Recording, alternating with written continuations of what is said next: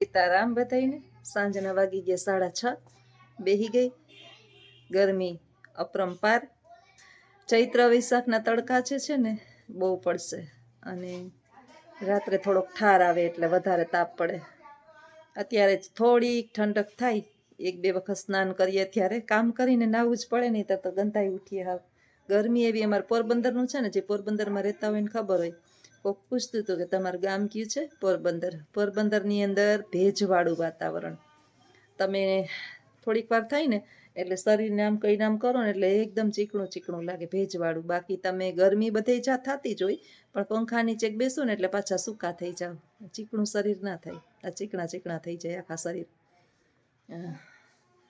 માણસ જે છે ને એ પૃથ્વી કરતાંય મહાન છે આજે વિદ્યાર્થીઓને ભણાવતી હતી ને તો એમાં આખો ગ્રહો નક્ષત્રોનું આવતું હતું થોડુંક તો હું સમજાવતી હતી કે પહેલાના સમયમાં માણસો છે ને એમ સમજીને બેઠા હતા કે સૂર્ય ઉગે છે આથમે છે અહીંયા સૂર્ય પૂગે ત્યારે આટલા વાગ્યા હોય આપણા પૂર્વજો જે છે ને બહુ બુદ્ધિશાળી હતા પણ બિચારા એટલી એને ખબર નહોતી એ આપણાવે શોધ્યું થોડુંક કે સૂર્ય ઉગે છે ને આથમે છે ઉગે છે ને આથમે છે ધીમે ધીમે આપણા મહાન વૈજ્ઞાનિકોએ શોધ કરી કે સૂર્ય તો એક તારો છે ગ્રહ નથી સૂર્ય એક તારો છે ચમકદાર તારો અને એ ઉગતો કે આથમતો નથી પૃથ્વી એક ગ્રહ છે જે સૂર્યની આસપાસ ફરે છે હવે પૃથ્વીને ફરતા 365 દિવસ લાગે એને અનુસંધાને આપણા ભારતની અંદર ઋતુચક્ર ચાલુ છે આપણે છે ને જ્યારે જ્યારે નવરા બેઠા હોય ને ત્યારે આપણા બાળકોને આવું બધું ભણાવીએ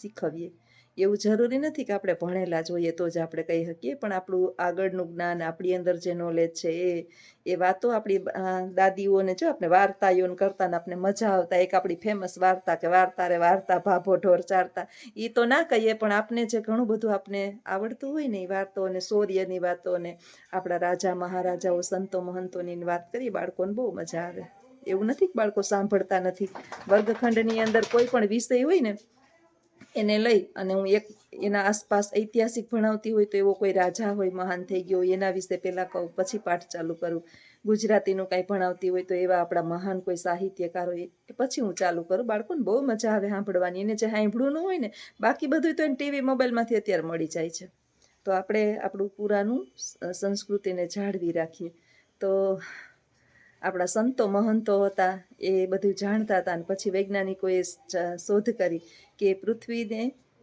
ફરતા 365 દિવસ લાગે છે ત્યારે એનું એક ચક્ર પૂરું થાય છે અને એ પ્રમાણે આપણી ઋતુઓ જે છે એ આપણે માનીએ છીએ ઋતુચક્ર કહેવાય એને 4 મહિના શિયાળો 4 મહિના ઉનાળો અને 4 મહિના ચોમાસું એ 3 મહિના 4 મહિનાની એટલે 12 મહિના થઈ અને પાછું જે છે એમાં પાછું વળી પાનખર ઋતુ ને જેને કહીએ શિશિર ઋતુ ને હેમંત ને શિશિર ને વસંત ને ગ્રીષ્મ ને આ બધી ઋતુ છે શરદ ને એમ કરીને એ પાછી 6 ઋતુ બીજી થાય એ 3 મહિનાની હોય એટલે 2 મહિનાની 6 ઋતુ એટલે 12 મહિના પાછા થાય એમ કરીને બાળકોને આપણે થોડું કરીએ ને તો એ બહુ જ્ઞાની બને તને દીકરા ખાવાનું તો આપ્યું ચાપલા બેન આવ્યા ખંજવારો મને એમ એને બહાર જાવ હાલ ખોલ દો બહાર ઓલા છોકરા બોલતા હોય ને એટલે અમારે આ છોકરું જ છે હમણાં હાથે કૂતરા હમણાં ભણશે એને ભણવું નથી હો એકાઈને નહીં પૈસાની મની હું બાયણે એટલે જ ન કાઢું હું બેહું ને ત્યારે જ બીજા ઓલા ગલુડિયા છે ને એને ભણે અને ઓલાનો ખાવાનો હવે ટાઈમ થતો આવે છે એટલે અહીંયા આમતા આવતા અહીં પહોંચશે આવું જે છે પણ પૃથ્વીને ફરતા 365 દિવસ લાગે પણ માણસને ફરતા 1 મિનિટેય નથી લાગતી આવા તો મેં કેટલા અનુભવ કર્યા છે એ બોયલા હોય અને આપણી ખબર હોય કે એણે આમ જ કીધું હતું એનું સંધાને આપણે કાર્ય કર્યું હોય અને પાછું તરત જ જ્યારે આપણે પૂછીએ ને કે કા તમે આમ નહોતું કીધું ના રે ના હું કેમ બોલી હતી મેં તો આમ કંઈ કીધું જ નથી મને છોકરીઓ કહે કે મેડમ માણસો આવા કેમ હશે ધોઈ બેટા પૃથ્વીની અંદર ઈશ્વરે અનેક એક તારલાઓ ટપકાવ્યા છે તમે દવાખાનાની અંદર જાઓ ને એટલે આપને એમ થઈ જાય કે ઓહો બાળકો આટલા બધા જન્મે છે સ્મશાને જાઓ તો એમ થાય કે આટલા બધા મરે છે. એટલે એકથી બળકર એક આ પૃથ્વી પર મૂક્યા છે અને દરેકના સ્વભાવ અલગ અલગ હોય છે. દુનિયા આખી તમે ઉથલ પાથલ કરી નાખો, કોઈના સ્વભાવને ન બદલાવી શકો. કોઈ મને એમ કહે કે બેન, આપણે એમ કહીએ ને કે આ મેં આ બદલું તોય સારું નથી થતું, આ બદલું તોય સારું નથી થતું, આ બદલું તોય સારું નથી થતું. આપણે બધુંય બદલાવીએ, સમાજ બદલાવીએ, મકાન બદલાવીએ, આપણી રીતિ રિવાજો ઘણું બધું બદલાવીએ, બધુંય બદલાવીએ, પણ આપણો સ્વભાવ ન બદલાવીએ. આપણે તો હતા નહીં, એટલે સારું ક્યાંથી થાય? એટલે માણસનો સ્વભાવ એવો છે કે એ 1 મિનિટમાં બદલી જાય અને સામેવાળા માણસને ખોટો પાડવા માટે થઈ અને અઢળક છલ કપટ કરે. પણ પૃથ્વી ઉપર માણસ નહીં પહોંચે. 1000 હાથવાળો જે છે ને એને ખબર જ છે, અને એ 1000 હાથવાળો બીજે ક્યાંય નથી, આપણા હૃદયની અંદર બેઠો છે. એ બેઠો બેઠો હસતો હોય કે હું અંદર બેઠો છું ને તું તારી જીહવાથી, જીહવા એટલે જીભ, વારંવાર બીજાને છલ કપટની અંદર રમાડે છે. પરમાત્મા દુઃખી થતો હોય જ્યારે આપણા કારણે બીજાની આપણી એક વારંવાર ફરી જવાને કારણે, ખોટું બોલવાને કારણે, આપણા અંગત સ્વાર્થને કારણે, દુનિયાની અંદર સારા થવાને કારણે. અરે દુનિયાની અંદર ને 2 માણસની અંદર સારા થઈને આપણે મેળવી શું લેવાના છીએ? સમાજ આપને સારો કહે, એનું સર્ટિફિકેટ કદાચ આપણી પાસે હશે તોય આપણે મેળવી શું લેવાના છીએ? હું આપને આપશે આ સમાજ, આપણા સગા સંબંધીઓ, આપણા કુટુંબીજનો? કદાચ આપણે ખુદ ઈશ્વરની નજરમાં હારા નહીં હોઈએ તો? અને ઈશ્વરની નજરમાં જ્યારે આપણે હારા ન હોઈએ ને ત્યારે આપણે આપણા કર્મની સજા ભોગવતા જોઈએ. આ તમારે નોંધવું હોય ને તો નોંધી લેવું. ક્યાંક ને ક્યાંક ઈશ્વર આપણને રોવડાવતો હોય. આ મારું અનુભવેલું છે કે તમારા દરેક કર્મની નોંધ ઈશ્વર 100% લે છે. માણસો લે કે ના લે? માણસો તો પલે પલે બદલાય. સ્વાર્થીલી દુનિયા છે, મતલબની દુનિયા છે. એને કામ હોય ને ત્યાં સુધી તમે સારા, પછી તમે કથિરના. માણસ ભગવાનને ચેન્જ કરી નાખતો હોય, વારંવાર ભગવાનને બદલાવી નાખતો હોય, તો આપણે કઈ વાડીના મૂરા? મને ઘણા બહેનો કમેન્ટ કરતા હોય કે બેન, મારી સાસુ આમ, મારી નણંદો આમ, પછી સગા સંબંધીઓ આમ, હું ગમે એટલું સારું કરું તો હું સારી જ નહીં. આવી અપેક્ષા હોય નહીં રાખવાની બેન. જેને જેને કમેન્ટ કરે, હું કોઈના નામ ન લઉં, કારણ કે બધાના અંગત પ્રશ્ન અલગ અલગ હોય. બધાના જીવનમાં આવવું જોઈએ, પણ દુઃખી કોણ થાય છે? જે મનની અંદર રાખે ને. અને સુખી કોણ થાય? મારા જેવા.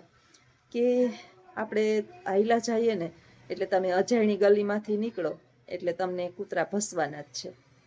હવે એ કૂતરા ભસે એનો અર્થ એવો નથી કે આપણે એ ગલીમાંથી ક્યારેય નીકળવું જ નહીં, જવું જ નહીં, આપણી મંજિલ સુધી પહોંચવું જ નહીં, આપણું લક્ષ્યને મેળવવું જ નહીં.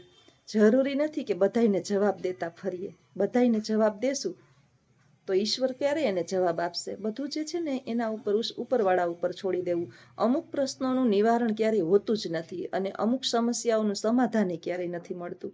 એ સમાધાન ઈશ્વર કરી આપે, એ એના ઉપર છોડી દેવું. બસ શરત માત્ર એટલી છે કે આપણે ઈશ્વરની નજરમાં હારા હોવા જોઈએ, સાચા હોવા જોઈએ. સારા તો આખું જગ દેખાવાના પ્રયત્ન કરે છે, પણ એ સાચા કેટલા છે ને એ પરમ કૃપાળુ પરમાત્માને ખબર જ છે. કે સાલો 1 રૂપિયાનું હું મેં જોયું ઓલું મંદિરોમાં દર્શન કરવા, અને પછી આપણે સત્યનારાયણની કથા સાંભળવા અને ઘણી જગ્યાએ જઈએ, પછી ઓલી મંદિરમાં જે છે ને ઓલી આરતી થાય ને પછી થાળી ફરતી હોય, દીવો આરતી કરી હોય ને એમાં કોઈ આપણે દક્ષિણા આપણે જે દેવું હોય નાખીએ. એટલે જેના પગ સ્મશાનમાં ગળી ગયા છે, હવે ખબર છે કે મારે મૃત્યુને બહુ જાજુ અંતર નથી, એ ખિસ્સામાં પાકીટમાંથી કે ખિસ્સામાંથી રૂપિયાનો સિક્કો કાઢતી હોય. અને આપણે જોઈએ તો ગરીબ ન હોય આ બધાય. આપને ખબર છે કે પૈસો હાથમાંથી છોડવો અને બીજા સુધી પહોંચાડવો, બીજાને મદદરૂપ બનવું, અથવા તો બીજા માટે કંઈક કરવું ને, એ તો બહુ અઘરું છે. મારા 2 સંતાનો હશે ને એના માટે હું જાન લડાવી દઈશ, પણ જો ત્રીજા માણસ માટે મારે કરવું પડે ને તો બહુ તકલીફવાળું છે. અને આ જે કરી ચૂક્યા હોય અને છતાંય આપણને અબજસ મળ્યો હોય તો એનું દુઃખ ક્યારેય જીવનમાં તમને કહું છું કે લગાડવાનું નહીં. દુનિયા જે છે એ બદલતી રહે છે. રસવાળા હવે આવશે, પણ રસ જે છે ને એ તાજો હોય ને તો જ પીવાનો. મેં તમને એક વખત કીધું હતું કે રસની અંદર જે છે ને 15 મિનિટ રસ પીસેલો પડ્યો રહીએ તો એમાં બેક્ટેરિયા ઝેરી થઈ જાય ને આપણા સ્કિન માટે. મને એક વખત દાખલ થઈ હતી એટલે આ એક એડવાઇસ વચ્ચે આવી ગઈ આપણી હાજરીની અંદર જે સાઠો પીસે કુલ્હુની અંદર, અને સિચોડો જેને કુલ્હુ કહેવાય, અને પછી રસ આપે તાજે તાજો, ભલે એમાં થોડોક બરફ નાખીએ, પણ ના આપીએ, ના નાખીએ તો વધારે સારું બરફ, પણ એ તાજો પીવો, વાસી ન પીવો, એ સ્કિન માટે ઇફેક્ટેડ છે.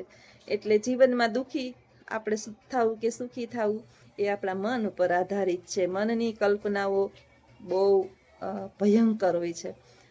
બહુ આપણે કોઈ સારા કહીએ ને તે દિવસે આપણે સરસ મજાની નીંદર આવે, કેવા મારા વખાણ થાય છે, જ્યોત્સનાબેન, જ્યોત્સનાબેન, જ્યોત્સનાબેન, જ્યોત્સનાબેન, એમ મને કોક કરતું હોય એટલે હું ફૂલાઈને પોપટો થઈને એવી ફરું, આમ પોળી પોળી થઈને ફરું, અને કોક મારા નામની પાછળ પડ્યું હોય.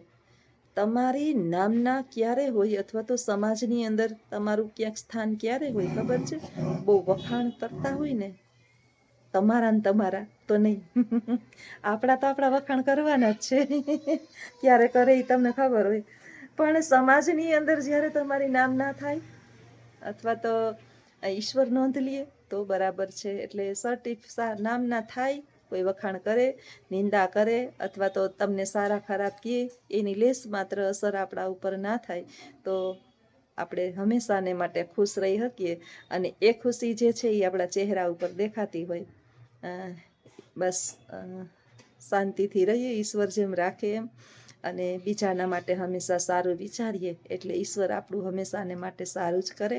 આ વિચાર સાથે અહીંયા વિડીયો પૂર્ણ કરું. આવજો. સીતારામ.